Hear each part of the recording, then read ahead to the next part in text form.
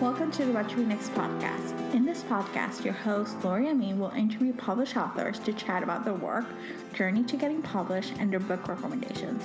If you share a passion for books and always looking for your next read, then join us. Hi, Elyssa. Welcome to What to Read Next podcast. Hi, thanks for having me. So happy to have you here. So tell us a little bit about yourself. I'm an author. I live in New York City. I've published 4 novels, and I'm also a creative writing teacher at Yale, which is a lot of fun, and I teach in the spring semester. Oh, that's exciting. So do you commute or you're... I commute. I mean, the last couple of years have been on Zoom, but I'll be back in person and I'll be commuting. Oh my gosh, that's exciting. I love New York, by the way. It's like such a fun city. I love it too. I'm very lucky. I feel very lucky to live here. Yeah, I lived there for 14 years and it was just like such a fun city to live. And there's like so much opportunity, for a creative person, it's like such a great community and so many things are happening, So I totally agree. yeah. So let's chat about the last summer at the Golden Hotel. Tell us a little bit the elevator pitch for. Okay. The Golden Hotel is the last standing hotel in the Catskill region that was called the Borscht Belt, which was very popular for decades, 50s, 60s, 70s, a little bit into the 80s, popularized, of course, by the movie Dirty Dancing, and more recently in The Marvelous Mrs. Maisel season 2. And all of the hotels in real life have shuttered, but in my book, The Golden Hotel is the last one standing. But it's hanging on by a thread. It's co-owned by 2 families, the Weingolds and the Goldmans, and they receive an offer from a casino developer to sell. And this offer brings both families, 3 generations, back to campus to decide what to do. Oh my gosh, I love this. And so what was kind of like your research process? So, figure out like the setting, the hotel, like the whole sphere. Well, besides watching Dirty Dancing a million times, I interviewed a lot of people who vacationed in the region, who worked in the region as waiters and busboys, etc. And I was able to meet some of the owner families who own some of the huge hotels in the area. And I visited the region also myself. I had visited it as a teenager with my family as a vacationer, but I didn't remember it that well. So in writing the book, I went back for research, and none of the hotels are there anymore, but I still just liked seeing the mountains and getting a feel for the air and, just like the sort of overall aura and atmosphere. Oh, this is so exciting. So what kind of books do you read? I read mostly what I write, I would say. Mm-hmm. I write a lot of family dramas and dramedies, and I tend to be attracted to the same, So I would say that's really, I wish that sometimes I would read a little bit outside of my own genre that I write in, because sometimes I can feel a little stressed out, especially if I'm like reading something that I'm like, this is so amazing, it's so much better than mine, and there's like an anxiety. And I feel like I can't quite relax as much when I'm reading something in my own genre, because it's like, it's so work related to me, and I'm like, that was a good idea, or I should try that in my book. But ultimately, what I like to write is also what I like to read. So that's sort of where I am. And so I have read, I have read thrillers, like domestic thrillers, and I've read some historical fiction, but I tend to only read those when someone recommends a book to me and says, you don't understand, this is the best book ever, you have to read it. But it's not something that I go seeking out. Mm-hmm. So I would say.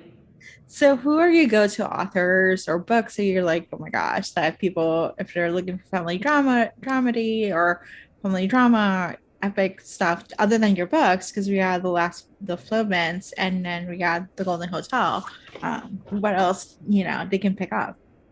Let's see. So my go-to authors, I love Jodi Picoult. I love Jennifer Weiner, Jonathan Tropper. I love Richard Russo. It's more about the book and the topic, I would say, though. As much as like there are some authors where I feel like I'm not ever really disappointed and the work is consistently great, I still find that I'm more excited about if I hear what a certain book is about more than I hear, oh, X author has another book out. So I'm just very much drawn to plot more than I am to like a certain writing style. So yes, I have some authors that I can definitely list as favorites, but again, it's more like going to the bookstore and kind of almost ignoring who the author is and just flipping to the back and reading what it's about. That's what makes me pick it up more. I love this. Any recommendations do you have? Sure. Well, I'm going to recommend a book that is surprising because I kind of said I don't ever read this. But I am reading a nonfiction book now, which is very unusual for me. But again, it was recommended to me by someone I trust who said it's so incredible. And so I am reading it and I do want to recommend it. It's called Hidden Valley Road by Robert Kolker. And it's an Oprah Book Club from 2020. And it's about this family from Colorado with 12 children, and 6 of the 12 had schizophrenia. And it's so well done. I think when it comes to nonfiction, of course, the story is important, but so much has to do with the way the author tells it. And it's like the most fascinating thing in the world can actually read so dry on the page if the author doesn't bring it to life. And I think nonfiction can tend to dryness if it's not in the right hands. This guy, not a problem. This is a book. I never thought that there'd be a nonfiction book that I'm like, you know, grabbing, like that I'm pulling out of my purse, you know, at the doctor's office or when I have, 30 seconds in the back of a cab. But it is that book for me, which is so rare for nonfiction. Other than that, I read Me and Everyone Else. I read Malibu Rising from Taylor Jenkins Reid, which I really liked. It was not my favorite of her books. I think my favorite would have to be the Seven Husbands of Evelyn Hugo. But, she's quality. She writes really, really well. And it didn't let me down. And she's someone who, she's so consistently good. Of course, you're going to have favorites. But I did really love that. And I can say that I'm about to read The Paper Palace, which everyone says is amazing. So I know I will not be disappointed by that at all. I love these recommendations. So what can we expect next from you? What are you working on next? I'm working on a book called Most Likely. It will be out next September. It's about 4 women who were very good friends in high school. And this looks at their lives 25 years later as the reunion is looming. Ooh. And they are not quite where they thought they would be in their lives 25 years later. Oh my gosh, I can't wait to pick that one up. So tell us where we can find you online. Instagram is probably where I'm the most active, at Elyssa Friedland, which is ELYSSAFRIEDLAND. I post a lot. I definitely do a lot of book recommendations. I'm definitely very active. I'm also on Facebook, where I'm less active, but I'm there. Again, just Elyssa Friedland. And I occasionally go on Twitter, but not much. So my website, of course, also, I keep pretty up to date with my events, and I'm always eager to hear from readers and to answer questions and to do virtual book clubs. So that's ElyssaFriedland.com. Awesome. Thank you, Elyssa, for being on the show. Oh, you're so welcome. I appreciate you having me. If you enjoyed this podcast, feel free to share with friends, subscribe, rate, and review the show. This is the easiest way to support the podcast. Today's episode's partner is Libra FM. If you're an audiobook listener, then you should add Libra FM as your go-to source for paid audiobooks. Libra FM makes it possible for you to buy audiobooks through your local bookstore. Memberships start at $14.95, and they also have great sales for romance audiobooks each month for $3.99, thanks to the Kiss Club. To sign up for Libra FM, please visit whattoreadnextblog.com/LibraFM.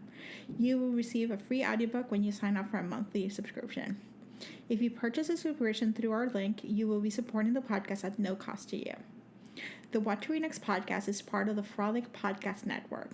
Please visit frolic.media/podcast to discover new shows to tune in. Thank you so much for listening and have a great day.